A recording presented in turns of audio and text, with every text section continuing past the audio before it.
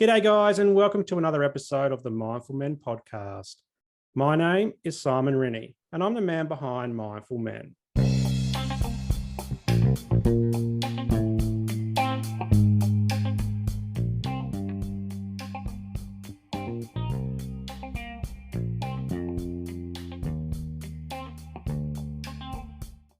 I'm absolutely pumped today. I've got Bart Walsh with me from the sunny coast, just down the road from where I'm recording today. And Bart is the head coach of Jetz Australia. Now, before I get into talking to Bart, I wanted to share a little bit of a story. So way back, I think it was 2020 or so, before COVID had hit, and I was going to Jetz Gym. I was a member there doing my J series. And I got talking to the club manager, and he mentioned Bart's name as a great bloke to talk about men's issues and men's health and well-being. So I was super stoked when Bart said that he'd be happy to come on to the Mindful Men podcast. So without trying to sound too creepy, Bart, your name's been on my mind for a few years, and I'm super glad that you're here. So thanks for coming on. And thanks for having me, Simon. It's a pleasure to be here. And it's not creepy at all, mate. I'm Wonderful. Now, the Mindful Men podcast is a show that aims to support boys and men to open up about pretty much anything from mental to physical health, to what's happening at school, what's happening at work. And I've had the pleasure of doing a few gym sessions with you when I was due at Jetz Fitness, and I haven't been for a few years. COVID impacted my life a lot in terms of my health and fitness, and I've been in and out of gyms ever since the world has opened up again. So it's good to see you again. But I always like to start off and throwing you over to you to tell us a bit about who you are and how you come to be where you are today. Yeah, sure, mate. I live on the Sunshine Coast, but I was sort of born and raised in northeast Victoria. I was actually born in Albury, which I suppose is just New South Wales, if you know the geography of that area. And I grew up in a town called Wangaratta. And my mum and dad were both teachers. Dad was the principal of my primary school, which was a very interesting thing growing up. But I suppose to nutshell everything, I had a wonderful childhood. I had plenty of aunties and uncles, and I had two older sisters and a younger brother. And all the memories I have, just about all, are very positive and very happy. And I consider myself very grateful for the way I was brought up and the environment I was brought up in. But I suppose my interests are very diverse, and they still are at the moment. And being in that beautiful home environment and being in a good school environment, I got into acting of all things in high school, which there's a whole lot of funny stories that sort of sprout from that seed. But I had a wonderful teacher named Julie Nolan, who was sort of the head of drama and theatre, and she really encouraged me to really pursue this as a career. And so there was a point in sort of year 10 or 11 where I kind of had to choose between playing AFL footy, which I really loved, which now that I think back on it, sort of started my love of physicality, of movement, of fitness. So I had to choose between footy and acting, and I decided to be very theatrical and pursue an acting degree in university. And so that's what I studied. It's funny, the position I have now really leads into having an exercise science or sort of some sort of physical training degree, but my background is in the arts, which I think has really benefited me. Being able to communicate clearly and tell stories and know the weight of stories and how storytelling is sort of a very big part of our culture. And so that's what I did at university, a 3-year acting degree. I am a firm believer that everyone should do some form of physical or vocal art at some point in their life. And so we spent the first year sort of breaking down our body, rolling on the floor, finding resonance, doing movement classes, voice classes. And then in the second year, we started looking at text. We started looking at Shakespeare, some very traditional, even sort of Greek mythology texts. And in third year, it's all about professional practice, sort of taking everything you learned from first and second year, putting you in this, putting it all together and shaping you as an actor. So when you hit the industry, you have some sort of standard. And so obviously made some great friends during that time, learned a lot about my body and about myself. And I think that sort of paves the way to my perception on life at the moment. That was a very foundational part of my life. And then I finished university, got an agent, and was an actor for a little while. which is really interesting. And so I mainly did sort of stage work. My film credits were, I think, 2 episodes on Neighbours back in 2012, where I played a character called Miguel Ferreira. Great one. Can you tell the Mexican complexion?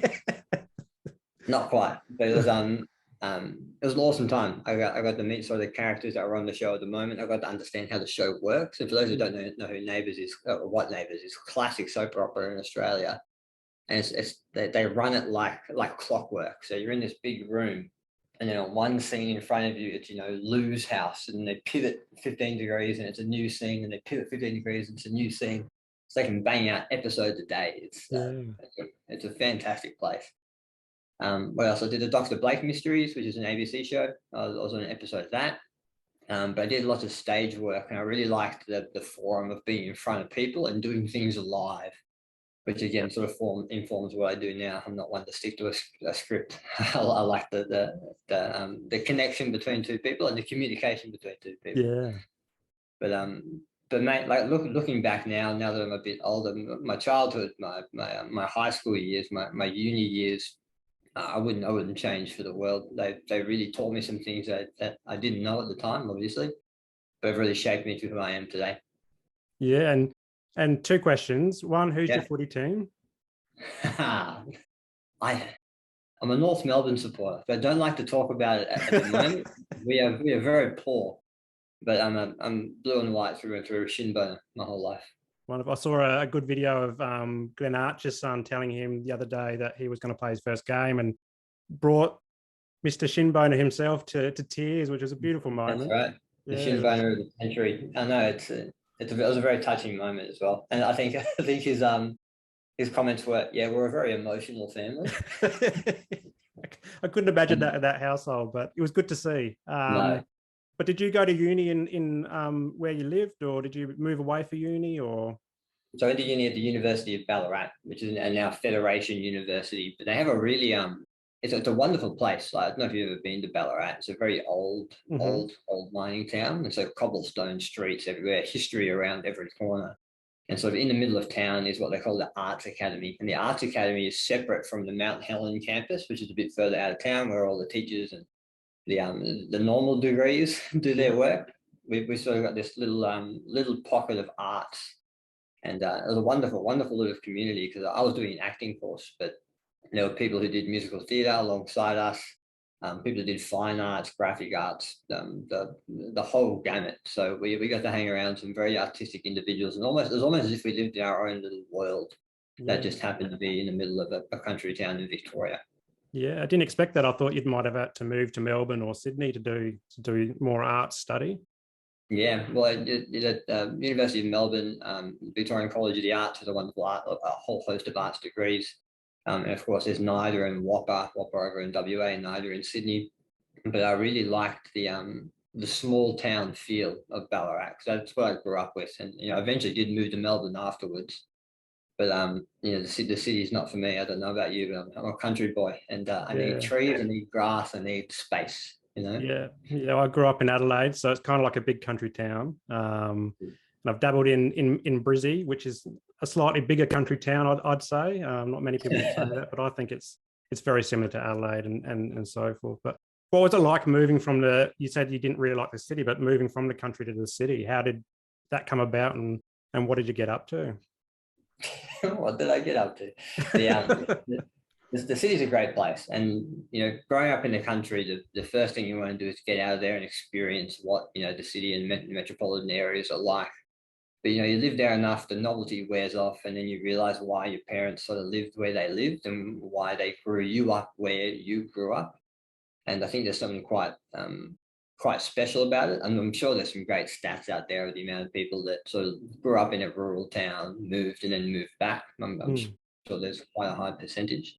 But the city itself I had a really great city experience. For about a year of my life, I lived in, I think it was floor 12 of a 42-story building. So I lived that real city life where, everything was cement. I took an elevator to get home. It was fun at the time, absolutely. And there was lots of people to meet.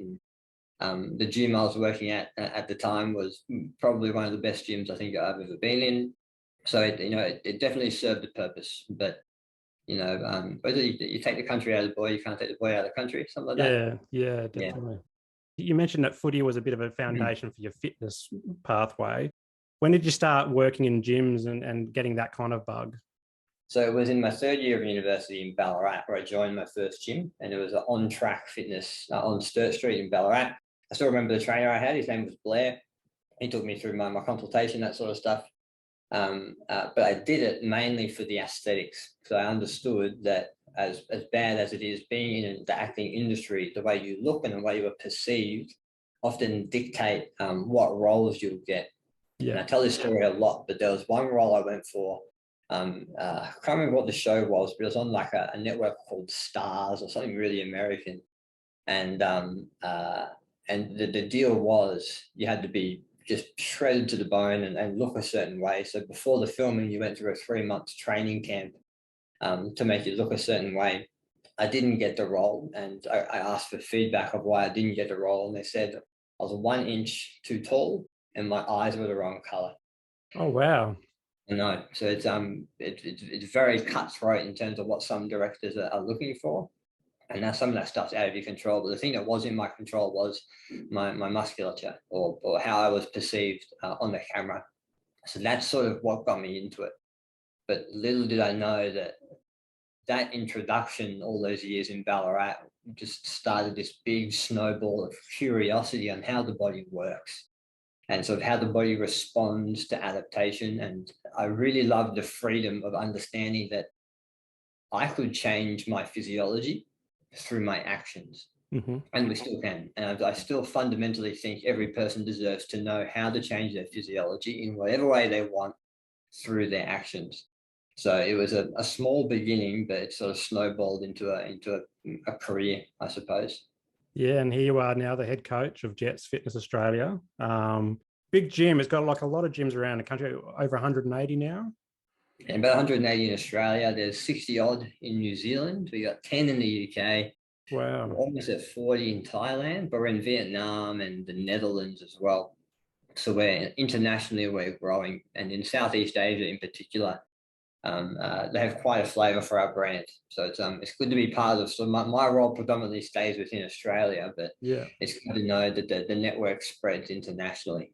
Yeah, that's amazing. And we'll get into your role at Jetz Fitness in a little while, but I'm a big fan of your Instagram page. You're very open about some hardships that you've gone through over the years. And I'd love to talk a bit about this and kind of like the mindset and the things that you did to kind of push your way through all these different hardships. And 23 years old, you were diagnosed with a rare and aggressive tumor under the right side of your jaw. And I remember reading the news.com article about your time in hospital, and you're getting quite, I guess, angry at some of the other patients in there getting pushed around in wheelchairs and so forth. Mm-hmm. But can you tell us a bit about this time and from, when you were diagnosed and what that felt like to you, and then maybe how it impacted your life? Absolutely. A very, very formative year of my life when I was 23, back in 2014. I just finished a youth conference. So I volunteer for a non-for-profit called Y League. They're actually based up here in Brisbane. They're a wonderful non-for-profit, and I still love my connection with them. I just finished a conference, and I realized that there was a lump sort of growing under my jaw. And me being, a typical 23-year-old male, nothing can kill me. I didn't think anything of it until it started growing. And so I obviously got it checked out. And it's actually a really interesting story. The first doctor I saw just said, yep, that's a lump. Let's cut that sucker out and let's move on. And then the night before that surgery, I got a call from the doctor's office, and the receptionist said, look, the doctor forgot he was going on holidays that day. He thought he was going the next day, so we can't do your surgery. Let's reschedule. And I said, don't worry about it. I'd like to get a second opinion anyway. Yeah. And so got the second opinion, got the biopsy. And about this time, the tumor was about the size of a baseball, 10.2 centimeters in diameter. So it's quite obvious. And then I got diagnosed with a malignant peripheral nerve sheath tumor, a sarcoma. So it grew within about the space of 6 weeks. And then I later found out that if I had gone through with the surgery of the first doctor, the odds of the cancer cells still being there are very high, because when you take out a sarcoma, you have to take a margin. And so you can see the margin's quite large on my neck here. And if the doctor didn't take out a margin, the odds of that cancer spreading was very high. So there was something sort of, the universe was doing some sort of wisdom on that day to make sure that doctor went on holiday and I didn't have that surgery. But from there, the process was a little bit convoluted. So it was growing very fast. And so the question was, do we cut it out and then do radiation, or do radiation therapy and then cut it out? And the choice was to get it out as fast as possible and do the radiation therapy thereafter. And so the operation was quite confronting at first. There was about sort of 3 days there without going through what the operation would look like. And there was a point there where they were going to have to take my voice box. And so for a couple of days there, I thought I was trying to comprehend what my life would look like without being able to speak. And so what I did was I got a notebook out and I wrote everything that was on top of my mind, which now turns out to be a great activity for me to get things out of my head. But I filled the entire notebook with words. And then I had another meeting with the doctor and they said, look, we don't have to take your voice box. This is good. And so then I threw that notebook out because to be honest, I didn't want to read what was in there. I can't remember to this day what was in there. But the operation didn't take my voice box, but did have to take the floor of my mouth, my teeth on my right-hand side, and a little bit of my tongue. And so they took the tumor out, sort of like a short rib. So the tumor was on the bone. They took the whole thing out and then replaced it with a bone in my leg, my fibula. And so the tissue you see here and the tissue that sits inside my mouth is actually my quad. Okay. So they took some skin from my upper leg and so it just squished everything together and then sewed it up. So the recovery process was long. I was on liquids for I think 3 or 4 months, so I couldn't eat solids. I was breathing through a hole in my neck for maybe 2 or 3 weeks after the surgery. Had to learn to breathe again, to swallow again. And this is a really tough thing now that comes to mind. I spent all these years working on my voice as an actor, finding resonance, learning plosive sounds, and really understanding how to use my voice to portray a message. And after the surgery, and still now, my voice is quite different. And it's quite hard for me to hear that, especially after all that training. So my partner at the time was an actor as well. And we often did lines together when she did auditions. And I heard my voice on the recording of her doing a self-take or something. I just couldn't bear it. Yeah. Couldn't bear it in the slightest. And I think that was one of the hardest things to sort of get around, that the way I communicate, something that I'm very passionate about, is very different now. And so rehab was rehab. If you can name any solid meal, I can guarantee you I tried to liquefy it and drink it. Steak and potatoes, pesto chicken. I needed some variety, and none of it was very good. My leg was quite compromised because of the bone they took out. So my gait, the way I walked, was different. And I don't know. It's funny when I look back on it now. I look back on myself as 23, and I think I was really looking for something, and so I was searching for attention through acting, and the way I behaved at parties and stuff like that was very me. Well, that's the way I perceive it now. And then this happened, and I don't think I knew how to feel. Yeah, because it's such a big thing that happens to you, and you can't prepare for it in the slightest. And you do have to quite literally take it minute by minute, day by day, hour by hour, and do things sometimes to distract you until you're recovered enough to process everything. And I don't think I'll ever get to a point in my life where I've fully comprehended what's happened. But as the years go on, things make more sense to me, and the way I think I felt back then does make sense. But at the time, I think I was just a bit ignorant to my own feelings. Yeah. And the way it sort of impacted my life at the moment, I think it's turned out to be quite a positive thing. Well, that's the way I like to think about it. And so now the way I sort of see adversity is that if something bad happens to you, yep, it's bad. And at the moment you feel the way you feel. But the knowledge that I'm going to be stronger at the end of this is at the forefront of my mind. Yeah. And so I think of that in most workouts, the adversity you find in a workout is the knowledge of you getting stronger after the fact. And that really helps to persevere. So I love the line that my partner told me a little while ago of make the love greater than the loss. So if you've lost something, you can choose through your actions and through the way you think and the way you feel to turn that into a positive in some way, even though it is inherently quite negative on the outset. Yeah. Yeah. And going through that, like that period when you're, in 23, 24 and onwards, did you have a support network around you to work through that, or was it a lot of it individualized? Tell us about that support. I have a wonderful family, and I really feel sorry for what my mum went through when I was sick. It was bad for me, but I imagine it would feel bad for her and my father having to see me go through it and not being able to do anything about it. And that being said, they were with me every night. There was sort of the first couple of weeks in hospital, I didn't want to be alone in the hospital room, just in case I was breathing through a trachea, a hole in my neck, and often it got clogged, and the fear of falling asleep and choking was really real.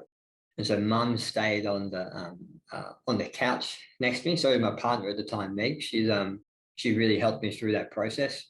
And she's still being an actor and doing her creative things at the moment, which I really respect. But both of them in particular were there for me every single step of the way. And not to mention people from afar as well. I got cards from primary schools in Wangaratta that sent me good luck cards and get better soon. All my friends and family from eons ago were there. My best mate Timmy Mack at the time gave me a hard drive with just heaps of television shows and movies on it, which really helped me through. And my support network was very strong. And I suppose that's sort of planting the seed of this concept of we are stronger together, and it does take a tribe, and it is very true.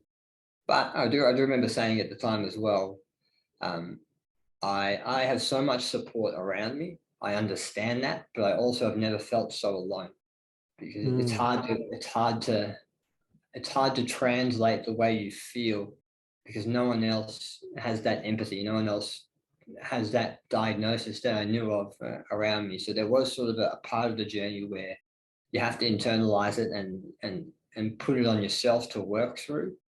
But I always found great comfort in having other people there, and even just they don't need to be doing anything, but just having someone there was integral, and to be honest, still is. Yeah.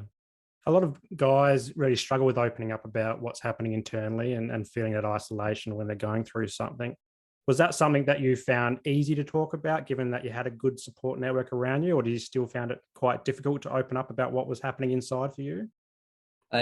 Initially I struggled. I really struggled with talking about it. I think I was very ashamed of it in a way. And I got really sick of telling the same story again and again and again and again, even if that story was true or not.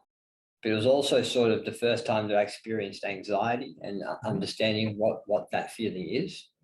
And I don't know. I think having the support network there was very important, and I do feel sorry for people who are going through the same sort of situation and don't have that support network there with them.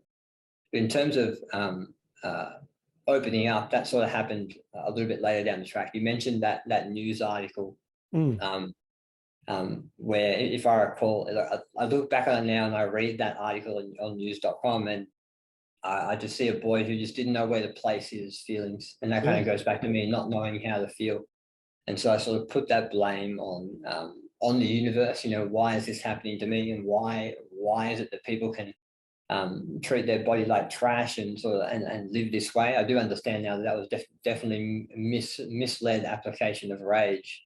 But once that article hit, I woke up to thousands of comments and news the media trying to get in touch to get an interview, and I had to push all that to the side. I couldn't the thought of trying to vocalize what I was feeling was impossible.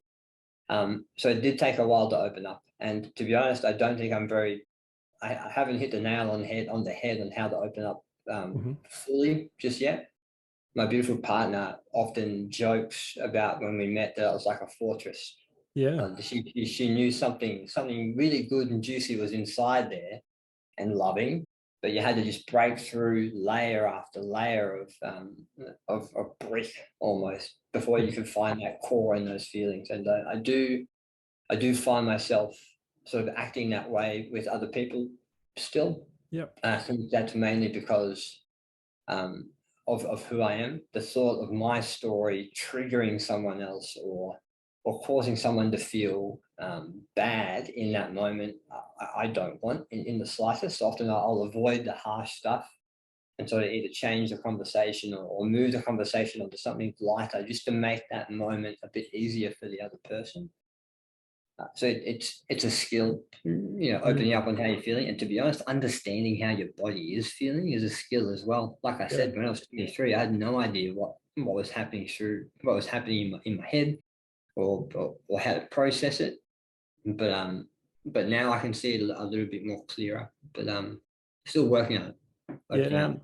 And these things do take time sometimes. From my experience, so I've lived with depression and anxiety, obsessive compulsive disorder for 30 years, and it took a good 20 years to open up and start talking. And if it wasn't for my now wife, who basically pushed me to go see my GP and to say something's not quite right, I don't know where I'd be today. And that's 10 years ago now. So I'm something about that dichotomy, hey, the male feeling this way, but the female being able to do something to us to action something like that. There's something evolutionary there. I think exactly what happened to me as well. Definitely. And I am so grateful that you are willing to share your story today. I know it can be difficult, as you've expressed. So I really am thankful for you opening up.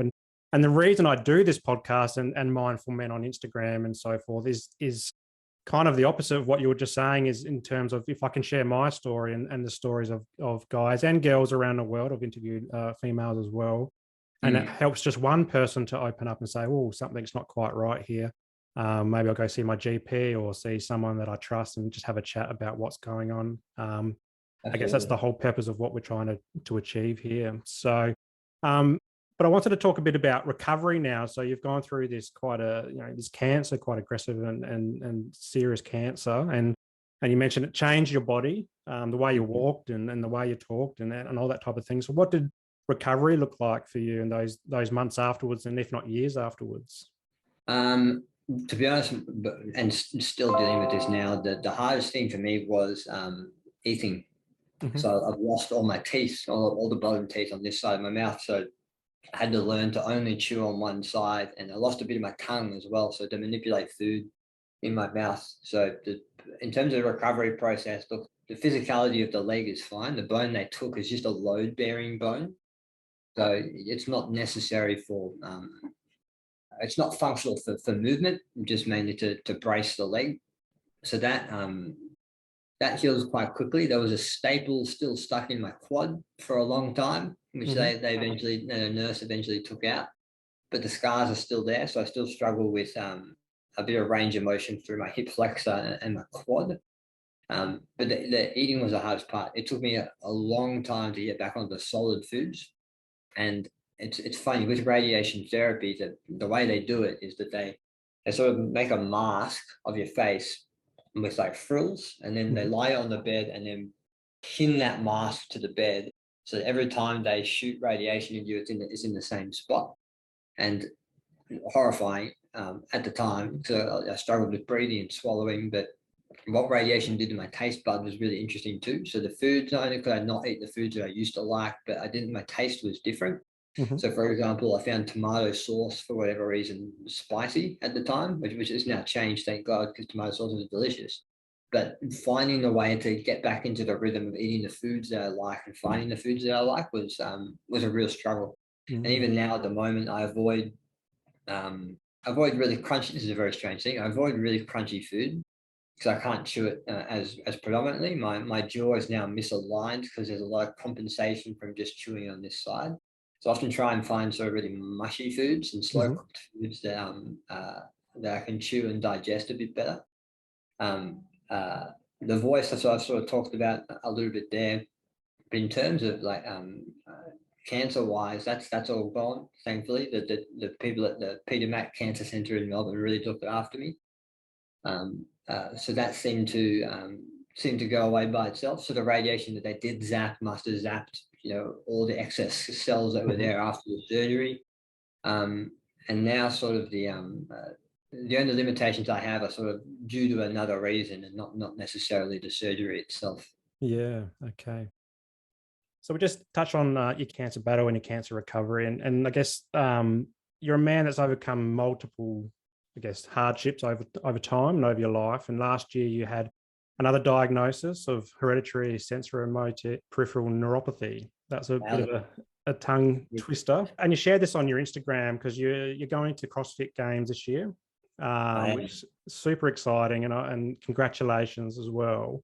But tell us about this diagnosis and how it's impacted you, I guess, in the lead up to going to the CrossFit Games. Absolutely. I knew for a long time that my legs, in particular my lower legs, there's something going on there. And early on in my life, I had an eye doctor say you've got a condition called neurofibromatosis, which is a different condition than what we're about to talk about. And so I sort of took that to gospel without actually getting a real diagnosis. And so I sort of attributed my shortcomings in my lower limbs to that. But it sort of wasn't until a couple of years ago where I decided to stop sweeping things under the carpet and sort of get down to what's actually happening with my body. And so from about the age of 17, 18, 19, somewhere around there, my below my knees has started getting skinnier and skinnier and skinnier. The muscle has been wasting away. The feeling is becoming less and less. So now I have very little feeling below my knee, and my ankles are slowly starting to sort of fuse. So the range of motion of dorsal and plantar flexion in my foot is almost nil. And so I went and saw a neurologist, and she was awesome. She was did what's called a conduction test, and she gave a running diagnosis of hereditary motor sensor peripheral neuropathy, which I'm slowly getting my tongue around. The old school term is Charcot-Marie-Tooth disease, or CMT. And it sort of encapsulates a whole heap of genetic disorders under this one umbrella. And unfortunately, I've done the genetic tests for all the CMT panels, and we don't know which gene of mine is affected. And so I can sort of go down the path of figuring out what that gene is, but it'll cost thousands of dollars. And we can assume what's happening to me is very similar to other gene SNPs. And so what it means basically is I'm slowly using the use of my peripheral nervous system. So my legs and my arms, central nervous system, brain and spinal cord, peripheral nervous system, sort of everything else. And the condition itself is hard to predict. So for some people, they'll sort of get to the state where I'm at now and they'll stay the same for the rest of their life. So they might still have some function going into older age. But what we often see is just a slow demise and loss of the nerves in your extremities. And so it appears in my hands a little bit as well, which was unbeknownst to me. The neurologist said, yep, you've got signs of it in your hands too, which is very surprising because my forearm and arm strength is very strong, but my leg strength isn't very much. And so we kind of have to open up the conversation about how it affects my lifestyle. So I'll have to get what's called hand controls in cars because slowly my feet won't be able to work. I have to get certain stents put in my legs to help with my drop foot. And then hopefully, we'll wait and see. Hopefully I'll be able to walk for a few more years, but there might come a time where I'll need crutches or a wheelchair, depending on the state of the condition. But the funny thing is when I got diagnosed, I knew it was happening. I didn't know the name of the condition, but I knew that was the roundabout thing that was happening to me. So it didn't come as much as a surprise. So I think I started processing what's happening to me early on. But it's funny. I've always wondered why I was really into like crazy socks. Different colored socks. And I think it's sort of a subconscious way of me saying, hey, I'm not ashamed of these little broomsticks on my legs. And sort of making fun of myself before other people make fun of me, but that could be why. And so one thing that this diagnosis gave me was eligibility for a division in the CrossFit Games called the neuromuscular division.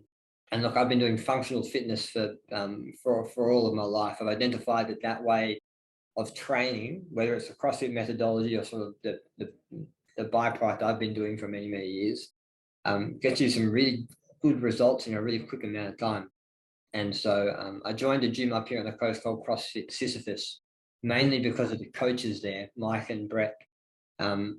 It's hard for the head coach of an international company to find a coach who's willing to coach them to their ability, and these guys can do that. And so I joined that gym. They've taught me to work with my abilities rather than try and be someone I could never be.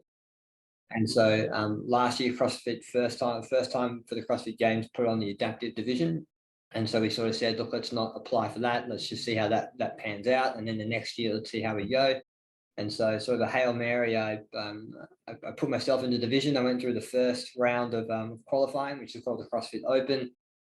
Ticked that box, went through the semi-finals about 3 weeks ago, which was 6 workouts over 3 days done in my gym.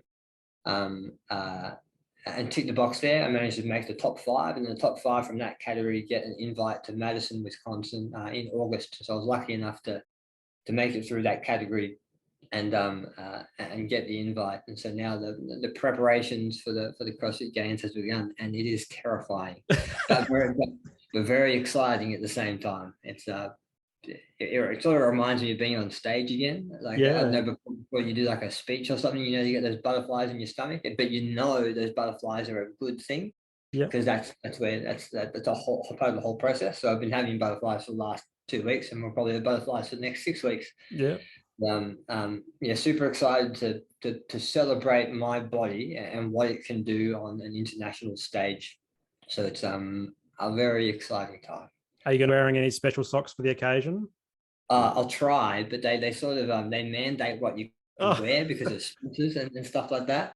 So look, I'll wherever there's an opportunity, I'll show a bit of ankle flare, but they keep pretty tight tabs on that. Yeah. So do you remember the socks? I just loved the socks when I was going through the gym and seeing you walk past, and always envious of a good pair of fancy socks. So. But your partner's got a GoFundMe page set up to help you get over there. Is that right? She does. When budgeting for this, I was so surprised about how much it would cost. It's outrageous. So there's a lot of inflation happening in the States at the moment. Accommodation is outrageous. And so it's going to cost about $20,000 to get over there. So Jane has put together a GoFundMe page. I think we're at about $5,000 at the moment, which helps a lot. If the page is still up when people listen to this or watch this, do a little Google. Maybe we can put it in the show notes or something. Yeah, we'll be putting the link in the show notes. Don't you worry about that. Just to help out. It's, we've got a baby on the way very soon, and I don't want to dig us into too much debt. I feel rather selfish for doing that, but it costs a lot of money, but it's definitely worth it. Well, it's inspirational. I'm excited. Do they put it up on the web, or how can people watch it if they wanted to watch it? Absolutely. Yeah, there'll be a live stream. So there'll be a live stream for most of my events, perhaps not all. But if you jump on the CrossFit Games website, they'll be able to inform you when those live streams are on. It's just through YouTube. And those videos will be up there for after the event as well. So if you're watching this after the event, feel free to go and have a squeeze. Now, you mentioned you're about to become a dad again. Very exciting. Yes. How far away are you? What's the date? Any minute now? Yeah, pretty much. It's so the last couple of days, Jane's been saying, she's been feeling a bit different. So we know there's some stuff happening. The baby's dropping a bit. Her energy is sort of dying down. She's quite hyperactive, and to see her lying on the couch for once it's quite a sign. So to be honest, I think it's going to be any day, but sort of mid next week, which might be 4 or 5 days away. I think that's when it's going to happen, mate. I am so excited. The Bonzo technique, I'm all down on it. I'm going to shake the tree. I've got all my pressure points figured out. It's I'm pumped. It's going to be a good time. And you'll forget all about that. Take it from experience. Great advice, mate. Thank you. Just take each day as it comes. Got it. I appreciate it. But I guess this opened up a bit of a segue to maybe a time that is a bit hurtful for you in parenting and so forth. And on your Instagram, you're very open about this type of stuff. And And last year you posted about the International Pregnancy and Infant Loss Awareness Month. So I was keen to hear a bit about this story and what you can share from it. Absolutely. So this pregnancy that we're going through now is our second. Our firstborn son, his name was Aurelian. He was born in October 2020, and unfortunately, he passed away shortly after he was born. At the 20-week scan, we knew something was wrong with him, and so we sort of had a choice there to sort of end things where it was, knowing that the prognosis was very slim, or let him run his own race and sort of see where he'd get. So obviously, we chose the latter. So Jane got the 30 weeks. And then we had an elective cesarean, but we got to meet the little guy. We got to hear him cry. He got to give his mum a bit of a kiss, and then he slowly but very peacefully passed away in Jane's arms afterwards. It was a very tough time, and I think a few minutes ago I mentioned make the love greater than the loss. That was our mission with Aurelian, and we think we have. And we know he's still here. We know he's still around us. We know that he's helping other little babies out there somehow. Yeah. Jane very unselfishly pumped breast milk for a long time after Aurelian passed away, and donated that breast milk to her best friend. So her best friend's daughter Nina has a beautiful special connection with Aurelian. We also gave a bit of milk to Alana and Charlie, who are a part of our gym as well. So Aurelian also has a connection with little Charlie. Yeah. So his legacy is far bigger than we thought it would be. Not to say it was an easy thing to go through, but we understood early on in the process that if we bottled it up and just kept it to ourselves, it would just fester away and slowly eat us alive. So we were very consciously brave to openly talk about it. One thing Jane gets a lot at the moment is people coming up and rubbing her belly and asking, "Oh, is it your first?"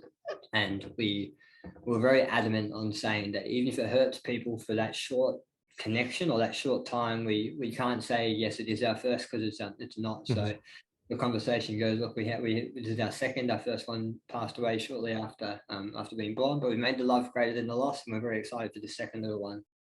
So we understood that being open about it and talking about it would be hard, obviously. But it definitely helped us in our grieving process, and it's amazing how many people are going through a similar situation, and we wouldn't be having those conversations with those people if we weren't so open about it. So us being brave in the short term will help us a lot in the long term, that's for sure. And so I'm also very aware that this conversation can be quite triggering for people as well. And I don't want that to sort of dampen anything in their day. So if something does trigger me or Jane, it always helps us to talk about it. So I'll always encourage people to talk through these things, even though it's really hard. Yeah. And did you have any specific? Well, first of all, I'm sorry to hear that loss. As a dad myself, I couldn't imagine life without my two little terrors. But my mum went through something similar. Like, so a year before I was born, mum had a little girl. Her name's Emma. Emma passed away, and I always joke with mum saying, if it wasn't for her attempt to have another girl in her life, I wouldn't be here. Because she tried to get for another girl, she got two more boys, so she's got 4 boys in the house now. Wow. But yeah, my heart really does break for you. But also, I'm glad that you're talking about it, because as we said before, it's just if you can help one person, although it makes a lot of people uncomfortable talking about this type of thing, if you can help one person or inspire one person to speak up about their own situation and get help, that's a wonderful thing as well. And did you have any specific supports to help you through that? Did you see a counsellor or a psychologist, or did you just rely back on family? Or yeah, we saw a psychologist for a time there that really helped us out. We're both quite hyperactive, and so being able to sort of sit still and be present was tough for both of us. But now we both find great benefit in it. But there was one, the only children's hospice in Queensland, the Hummingbird House, were incredible. Yep. So the way it sort of works is that this organisation give families with children who are life limited or have just passed away a place to go to called Hummingbird House, which is sort of in Chermside, I think. Mm-hmm. And so after Aurelian passed away, they helped us, transport his body to Hummingbird House, where they have a special room called the Hummingbird Suite. Mm-hmm. And the Hummingbird Suite's kept at, I think, it's 3 degrees Celsius, very cold, so the body doesn't fade away physiologically. So we got to spend 7 days with Aurelian, and that's something we could never ask for. And because of them, we have memories now that we'll always remember. And they also provided us sort of with grieving tools. So there was a great chaplain there who helped us understand this beautiful dance between life and death, and they have a bit of a different perspective on it. And they do wonderful things. So when we were there, we were sharing the house with tens of other families, which was very harrowing because we sort of all knew we were there for the same reason, and there was a strange complicity between us, even though we've never met each other before. But the nurses that work there are just, they are like, every nurse is an angel, full stop. But the nurses at Hummingbird House are something else, So that network and that service helped us out immensely. So we try and raise money for them every year by doing a workout for Aurelian in October. Mm-hmm. But I know they do a campaign with Coles most years as well, where you can pay $2 to donate to Hummingbird House. So highly recommend, particularly if you're in Queensland, looking into what they do and then supporting them in any way they can, because they give gifts that can't be given. And we're very appreciative. Wow, that's an amazing. Be sure to put Hummingbird House link in the show notes as well, just so people can have a look if they need to. But yeah, you're about to become a dad again. Very exciting, very daunting. And then you're off to CrossFit, so this is good preparation for CrossFit. Mate, it's going to be a busy couple of months, but day by day, right? Day by day, and we'll see what happens. We will. Now, so you. Tremendous hurdles that you've had to overcome in your journey. But let's talk about Jetz Australia and your role as head coach there. How did this come about? Like, were you managing a gym? How did you manage to get this lead role in a really big international company? Mate, it's a story of the stars aligning, and something that again I think the universe had some sort of role in. We always identified the Sunshine Coast would be a place where we wanted to live when me and Jane were living in Melbourne, but we never had an opportunity to move up there. So I've got a role helping a colleague open up an F45 in Batinia, which is an awesome studio, by the way. And if you're an F45, you know exactly what I'm talking about. It's a huge studio, and Sonny did an awesome job setting it up. I think he's in Airlie Beach now, opening up a new F45. Wonderful businessman. So I helped him open up that F45, but I've got to say I didn't really align with the brand value-wise. So, I handed in my resignation, and a week later, I started having a conversation with Jetz. They were looking for a new sort of fitness manager or head coach, and I met with Mark, who's sort of my direct manager here and a really good friend. And he took me through the role, and then I had a chat to EJ, who's office I'm in at the moment as well. Sorry, EJ, I stole your office. And she started talking about the values of Jetz. And Jetz is founded on a very strong mission, purpose, vision, and a strong set of values. And during that conversation, I was on cloud 9 because everything she talked about are very core values of myself. And so for whatever reason, they thought I was right for the role, and I got the job. And I'm so lucky. I live on the Sunshine Coast. I have a very diverse and very dynamic role in which I have some influence of what I do. And to be honest, I couldn't be happier. Look, the Jetz, as you know, mate, like Jetz, blah blah. The team members there, Tommy in particular. Jetz is just awesome. The business owners, the managers. There's a culture there that I have. Culture here, and thankfully I'm a part of it. That is unreplicatable in any other big organization like this. So I feel very grateful to be a part of it, and feel very grateful to have some influence in it. And I'm really excited sort of where we're going to be in the next sort of few years, that's for sure. Wonderful. And what does a day in the life of a head coach look like? That's actually, mate, it's very interesting. So my role sort of started with just looking at J Series, which is our high intensity group exercise product. And so my role was to program the workouts that were on the screen. But slowly my role sort of evolved into having a look at sort of equipment innovations and what equipment are we putting into clubs. The music, so I have a bit of a role in the music that happens in Jetz clubs, particularly during J Series sessions. But I've also sort of started looking at product development. So we have a wonderful, cool 6-week challenge product that's getting a big upheaval at the end of this year, which is really cool. I'm looking at nutrition products. I'm developing a whole heap of things behind the scenes, which I really can't really talk about at the moment. Golly, what else? A podcast. So just saw that. Yeah. We ourselves have just started a podcast too. We've copied the assignment. It's called Personal Best.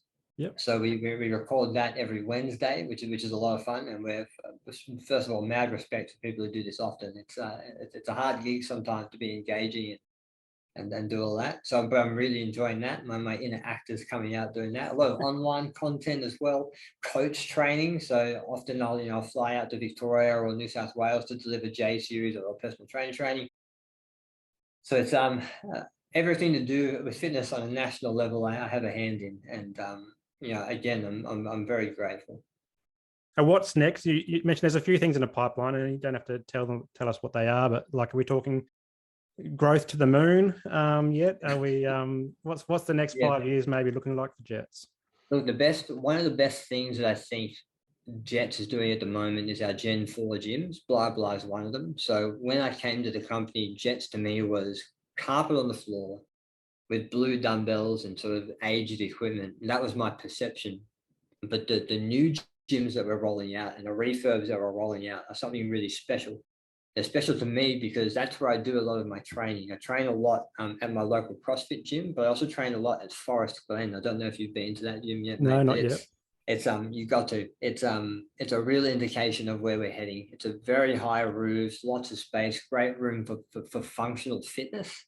And I'm very aware that the public at large still sees Jetz as what we were in 2007. But one big thing I'm hoping to influence in the next few years is to get public perception of what we're doing with our new gyms and with our refurbs. All the equipment's handpicked by yours truly. The floor plans are manicured by me, so I'm making sure that there's enough room for people to be able to deadlift and squat at the same time with group exercise happening. So I suppose looking forward, that's one thing I'm really looking forward to, showcasing what we're doing with our Gen 4 gyms to the world, to be honest. Along with that, so we've got a 6-week challenge happening at the end of the year, which is going to involve a very big Australian sporting icon, which I'm super excited about. I got to work with him earlier in the year. So we're bringing a bit of something different to a product at the end of the year. And we've also made a very big concerted effort to increase our online engagement. Traditionally, a 247 brand didn't really have a foot in that space. That space is for boutiques and for gyms that really sell the experience. But for your general 247, you didn't have that. But there's no reason why we shouldn't. So we have started the podcast, which is slowly giving our members a bit more applicable information, albeit filtered through my very nerdy brain. That's going to be sent out. So I'm hoping that we can continue that for a long time to provide our members with the tools they need to get in the best shape of their life in the shortest time possible, done the Jetz way. But also a lot more content on YouTube, and we ventured out into the brave world of TikTok. So expanding, mate, it is a brave world. Holy moly.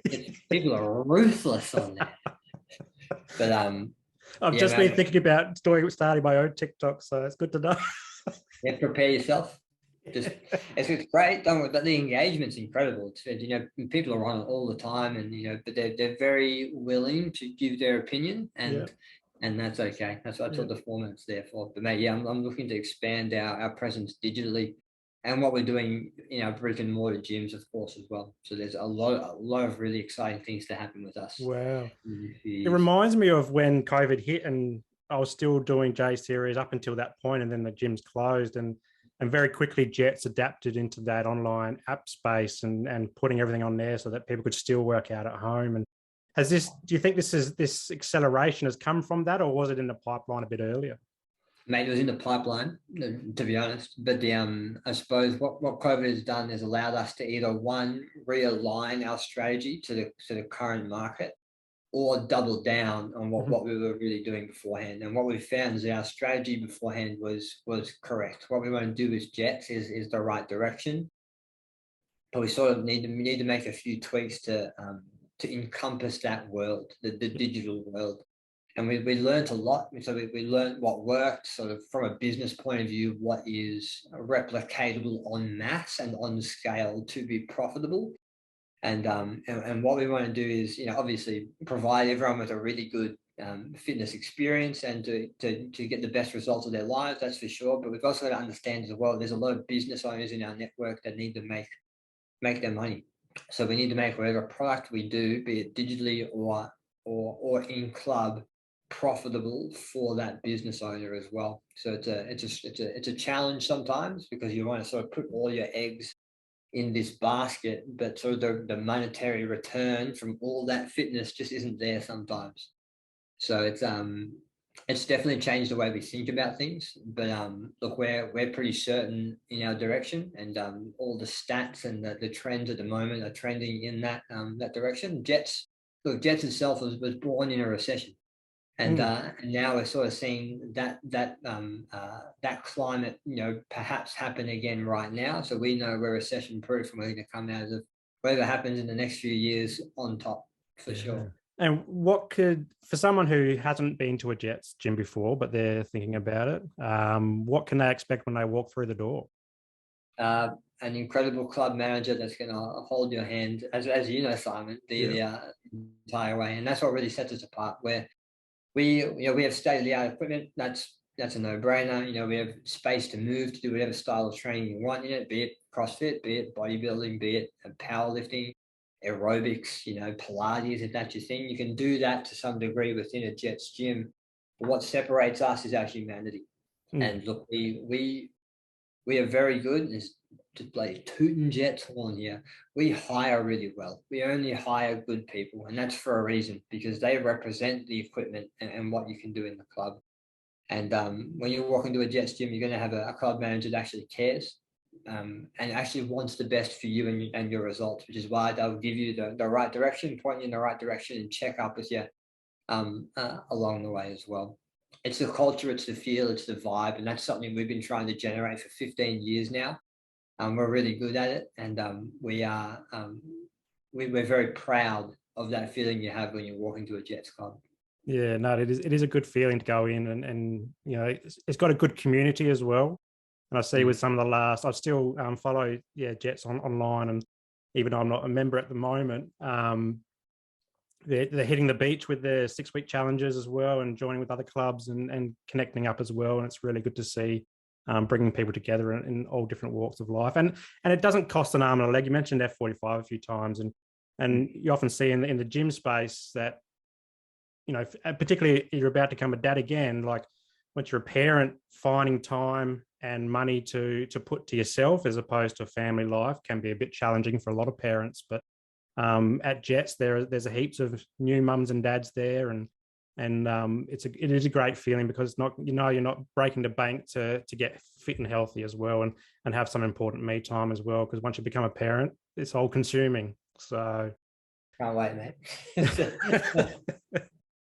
Now, I'd love to hear some advice that you could give now. So you've got 2 fronts we can go on. It's probably maybe both fronts, and I have a feeling they might be a very similar response. But someone who might be struggling with their mental or physical health, maybe they want to get fit again, or just do something, connect with the community through Jetz or something like that, or even someone who's going through pregnancy or infant loss. You've been through that as well. Both cases, they want to get help, but they're not sure where to start. What's something that you can say, drawing from your experience, both as a dad, as a bloke, as someone who's gone through cancer, as the head coach of Jetz Australia? What could you say to them today to maybe get them started on their recovery journey? Well, I think, look, I'm a big I'm a big advocate for, everyone needs a coach. Even coaches need coaches. I think about, Usain Bolt, or the people who are, this is just me taking you back to fitness again. I do this a lot, but if you look at anyone at the top of their craft or the top of their sport, they have someone programming for them, looking after them. So if we know we want to sort of start a journey of sorts, we need a mentor. We need a mentor or a coach to help us out. And that could be a personal trainer. It could be just a club manager at your local Jetz gym. It could be that you listen to the Personal Best podcast and you start to understand the principles that we're talking about, and you have sort of a virtual coach. But you need someone looking after you.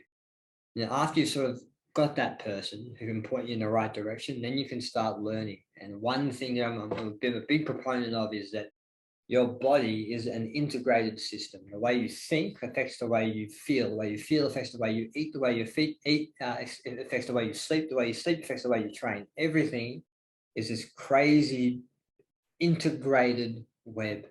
So we know that if we want to feel better, we can start with exercising. That's going to get us to some point. But then we sort of need to understand that the way we sleep affects everything. The way we eat affects everything. The way we sit under artificial light affects our biology as well. So it's just this understanding that we need to think about this holistic approach, or as precision nutrition put it, this deep health continuum. Mm-hmm. We are not just the sum of our workouts, we're the sum of how we do everything. How you do anything is how you do everything. So my advice is sort of to get a coach or to get a mentor, and often that just starts with a conversation. You don't have to commit to anything at all. And then it starts with understanding your body is this amazing integrated system.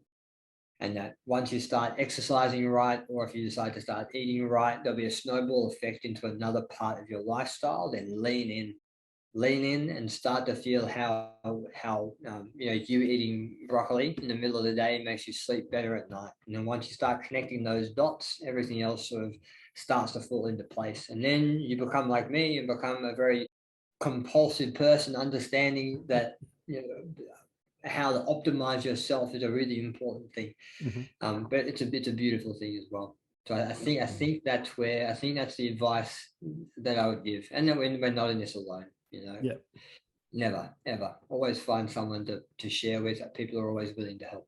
Yeah, wonderful advice.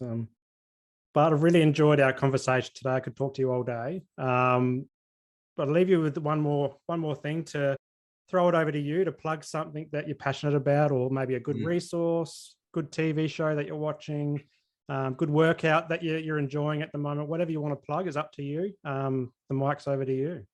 Excellent. We talked about the podcast, Personal Best Podcast, plug that. But there is a television show that I watched recently called Dispatches from Elsewhere. Mm-hmm. I watch some television, not a lot, but every now and then a show will come up that changes my perspective on things, and this is one of them. It's got Jason Segel in it, him from Meeting Sarah Marshall and How I Met Your Mother. So I think he wrote it and produced it, but it's just a very interesting perspective on life. Look, mate, I don't often recommend people sitting in front of the television for 10 hours, but this one's worth your time. I can't remember what streaming service it's on, but it really changed the way I think and the way I feel, which is a hard thing to do through media these days. So Dispatches from Elsewhere is my recommendation. All right. I'm sure to check it out next. I've actually just run out of a show to watch, so that's my next one. But it's been an amazing chat with you today. So grateful to take some time out of your day and have a chat for mindful men, but also for mums and dads out there and other blokes out there keen to get physical again. So thank you so much. My pleasure, Simon. Thanks for having me.